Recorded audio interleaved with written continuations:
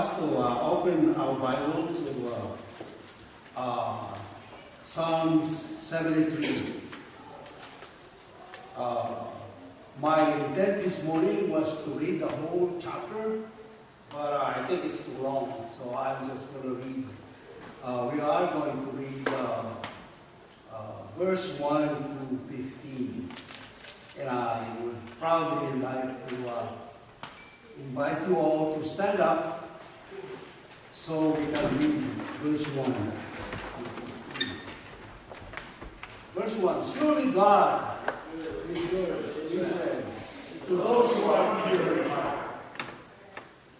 But I come and making almost good, and I really lost my foothold. For I am the arrogant, and also prosperity of the wicked. Their houses are troubles, their bodies are healthy and strong. They are free from all human burdens. They are not afraid of human goodness. Their little pride is their neighbors. They clothe themselves through violence. From their households comes iniquity. Their evil imaginations have no limits. They scoff and speak with malice. With arrogance they threaten oppression. Their mouths make way to heaven, and their tongues make possession of the earth. Therefore the people turn to them, and they give up waters in abundance. They say, how God know? Does the child know his anything? This is one's really our eye. Always stream of air, they go on the masses wealth. Surely in vain I have kept my heart pure, and have washed my hands in innocence. All day long I have been afflicted, and every morning reason to conscience. If I had spoken out like that, I would have betrayed the children. May the Lord be and sit down, please. May the Lord have blessings to the reading of His Word. Let us pray. Father, this morning we are going to look into the life of Asaph, how he was discontented, how he recovered spiritually. Same thing for us, oh God, we pray that there are times in which we are discouraged, but it is your word, your salvation, our portion in this life is you, that encourages us to recover from spiritual depression. Be with us as we are going to study. Give us wisdom that we may understand. In Christ's name, amen. It is hard sometimes to accept the fact that God is good. You see, Psalms 73 start with a simple truth. He said, surely God is good to Israel, to those who are pure in heart. Indeed it is good, and it is true and simple. Yet, sometimes it's hard for us. Sometimes it's hard to accept that life is very different than what it says God is good. Who is Asaph? Asaph was the worship leader in the worship in the temple. It must have been that he was a prominent spiritual leader. Actually, he is a worship leader. But as you see in the text that we are going to cover, he has a lot of discontentment. There are times in his life that he was almost completely fall down, but he held on somehow. He went into the battle of his spiritual abyss. Yet In the middle of the chapter, we will see how he actually recovered, and praises that come from him, he couldn't believe. It is one of the most praises high of God in the Old Testament. As we are going to start, we are going to see why is Asaph discontented? As like us, sometimes in our society, he became envious. Verse 3, he said, I envied the arrogance when I saw the prosperity of the wicked. Sometimes is it so natural that it is always greener. The pasture is much more in the other side than us. Am I being overlooked by that? That was Asaph complaining. He was discontent. In his discontentment, actually, he's not alone. There are a lot of godly men who was like him. Look at the prophet Habakkuk. Because of what God permitted the Chaldeans to defeat the Israelites. And actually, the Israelites was suffering under the Chaldeans. So Habakkuk complained. He said, God, why are you doing this? Where is justice? Why are you doing this to your people? Another one is Jeremiah. Jeremiah is one of the prophets that always cries. He weeps.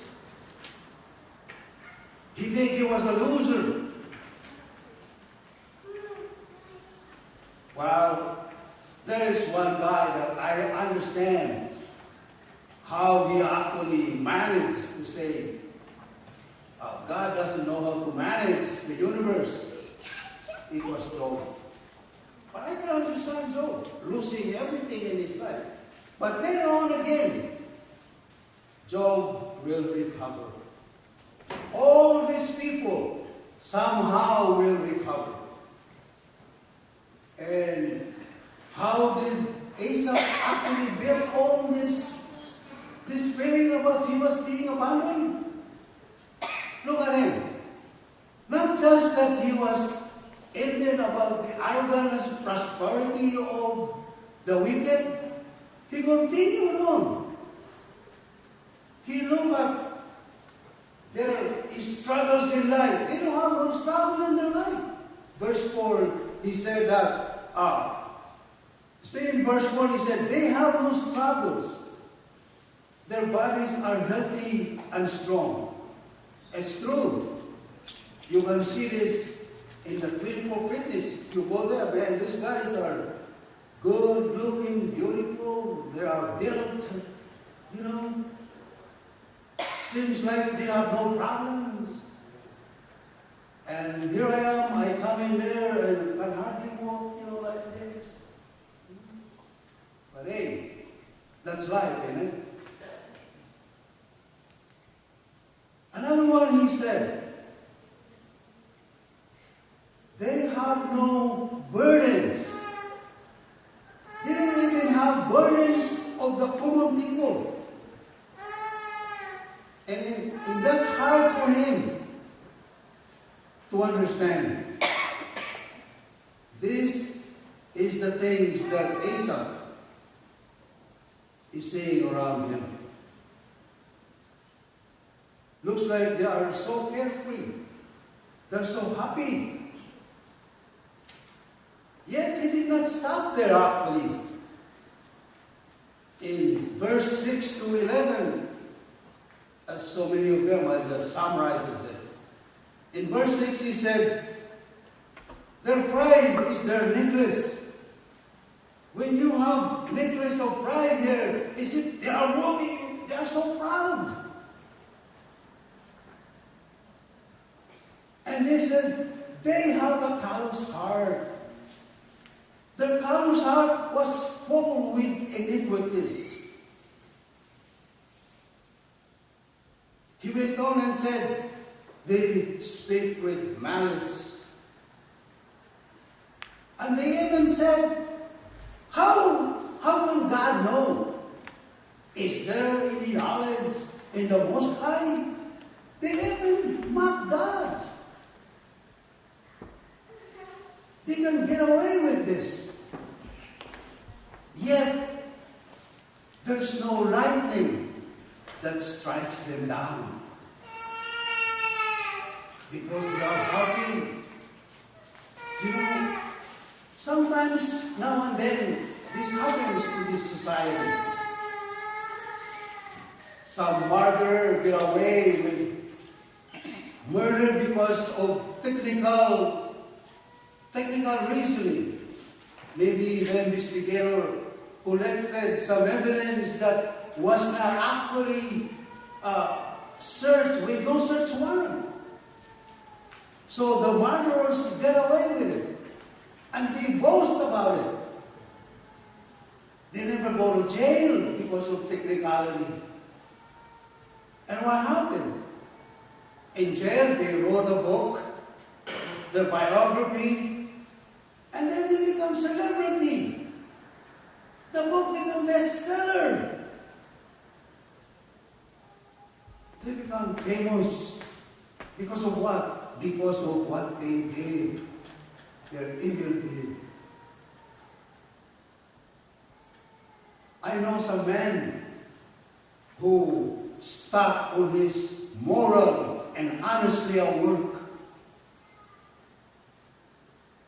He did not get paid for actually a higher position.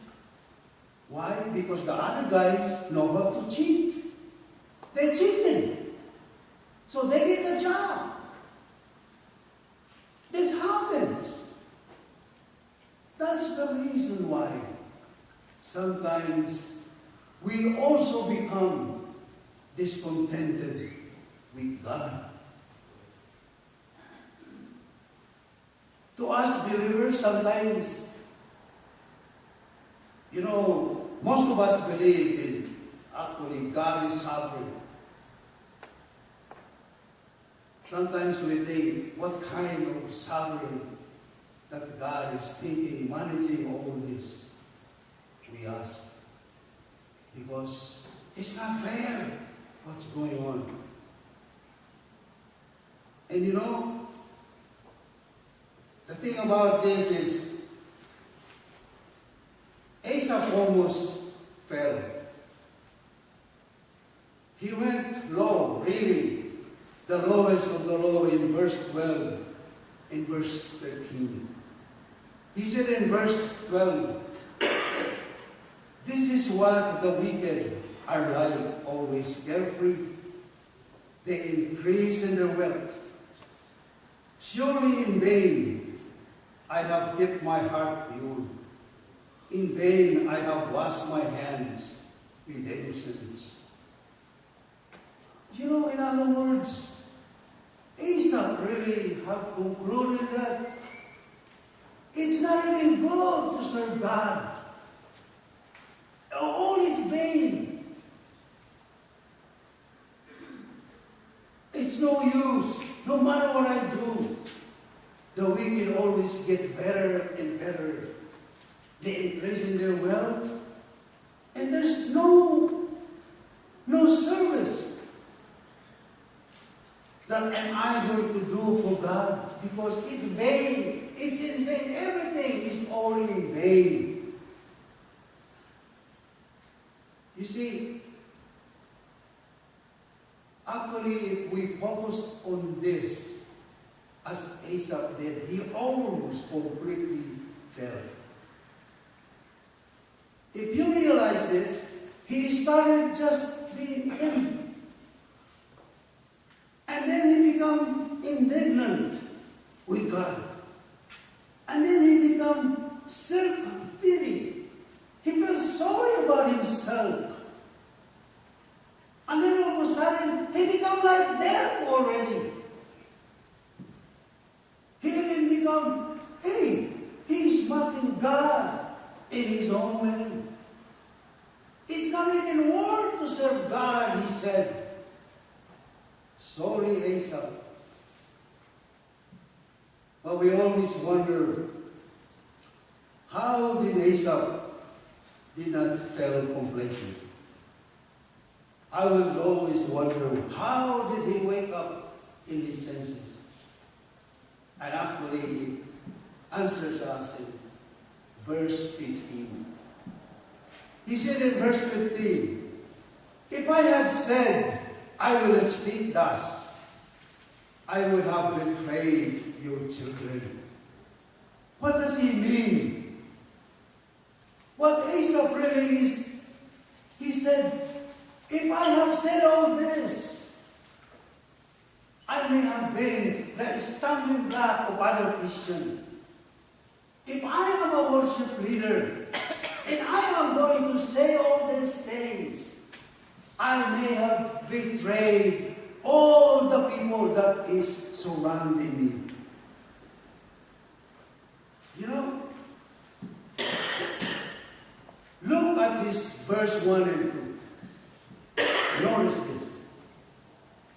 Surely God is good to Israel, to those who are pure in heart. But as for me, Asaph said, my feet had almost slipped. And then he said, I nearly lost my foothold. And because of that, for the love of others, his feet actually hold on. And because of his love to the children maybe, to the congregation, to the brothers and sisters, he started climbing up. And that's what we should do. Think about the brothers and sisters that will see us if we start mocking God. If you are a Sunday school teacher, and then you start doing the wicked ways that the other people do, would they still believe when you are actually teaching them the Bible? No. So leaders, you have got to watch out. You have got to ask questions. How did I come to this? And how will I recover? How did Asaph recover? If you ask Asaph, he will say, I went to church. That's it. In verse 16 and 17, he said, when I tried to understand all this, it was oppressive to me, till I entered the sanctuary of God. Then I understand the final destiny. Only in the sanctuary did he learn and understand what is going to happen, what is the end of the wicked.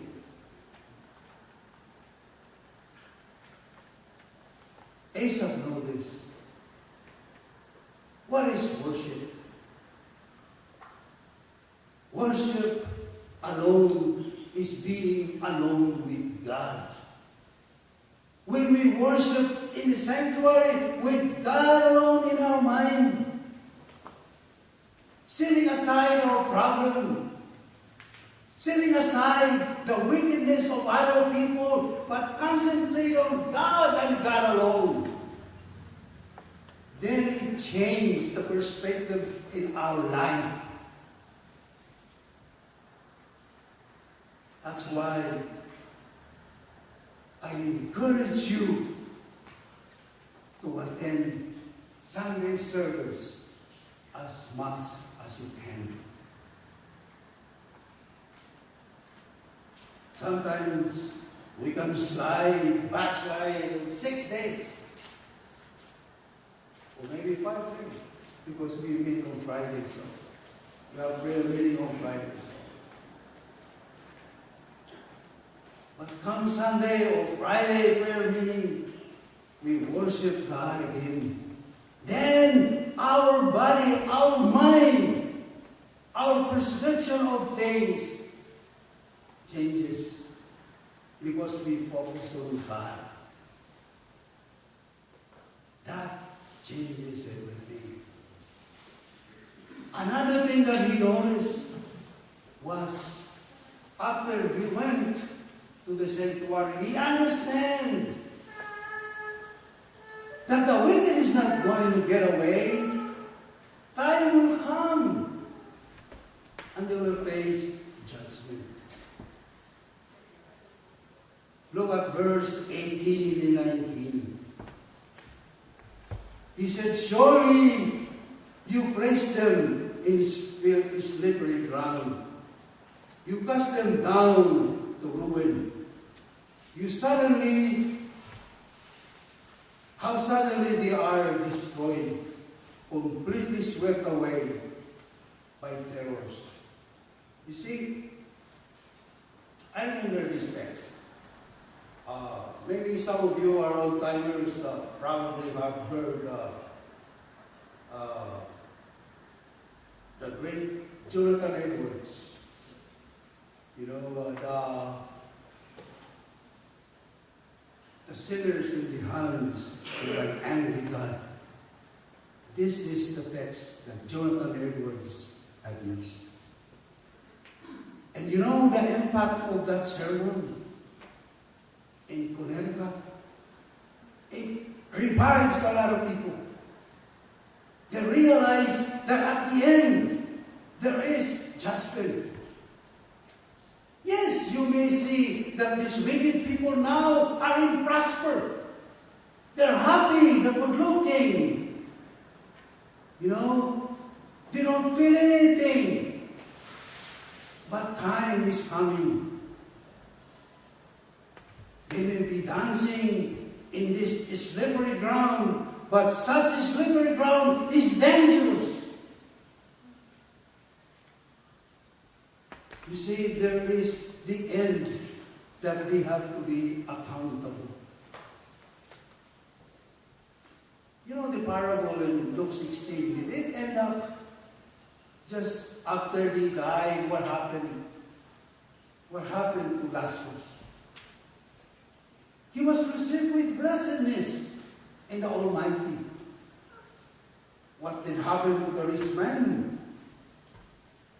He suffered. He suffered in hell. So, it's not the end. Just dying, it's not the end. There is another life that you are going to be consumed or be blessed. And this is how Asaph realized that, yes, there is going to be a judgment. And that's why he realizes, actually. He became aware, and that's the next one. He became aware of his own sinfulness. Look how he described himself in 21. When my heart was grieved, he said, and my spirit was embittered, I was senseless and ignorant. I was like a beast, he said, before you, God. I didn't know.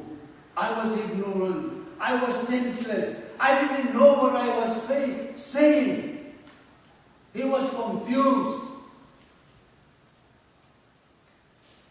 How did it come back to him? He went to church. He went to the sanctuary. Then it changes his perception about God. And it should be like us. It should also be the things that will change our perspective. That's how Asaph realized that after all, even me, Asaph said, I was senseless. He realized his sinfulness. You know, one thing is true that I realized. If you are not content of how God portioned your life, and you are saying that God is unfair, you know, you should go back and ask yourself, where did I come from?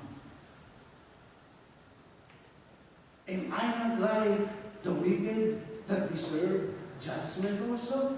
Yes, you are. The only deserving that you have is you are deserved to go to judgment. But you are not going there because Christ has done it for you. You are not deserving of anything but judgment from God. But God is good.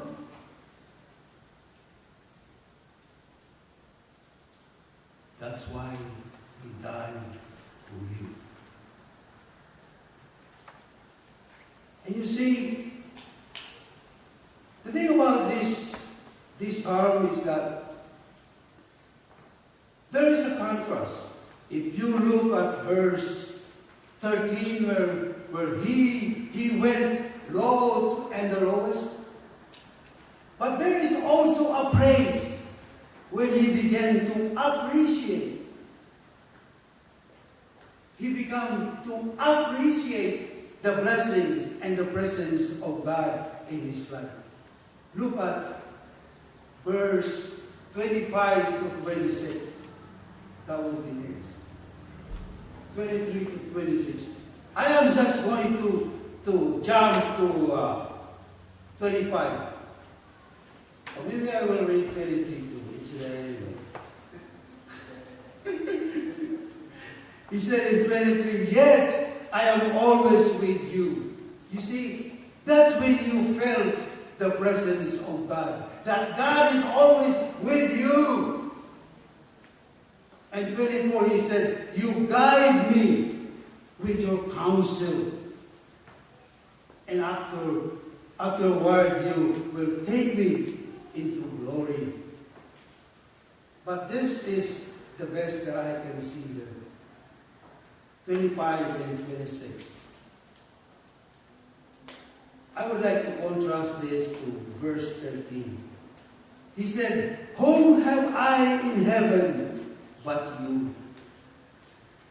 The earth has nothing I desire besides you.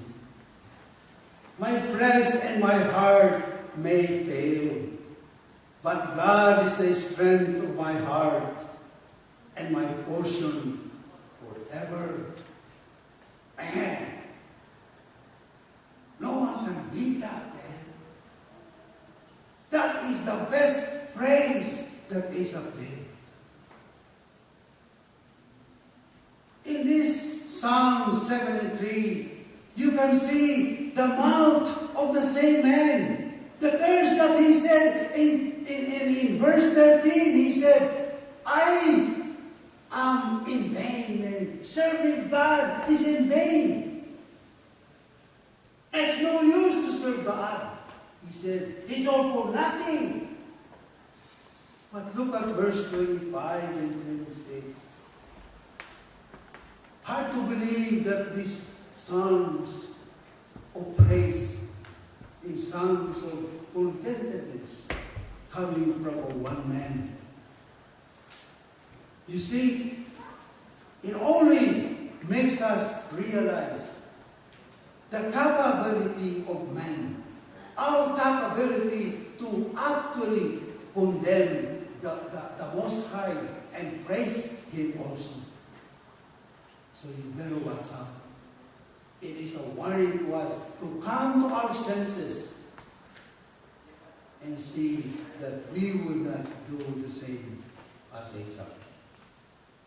You know, I remember, I think, in the book of Job, in the middle chapter of the book of Job, he was suggesting how God mismanaged this universe.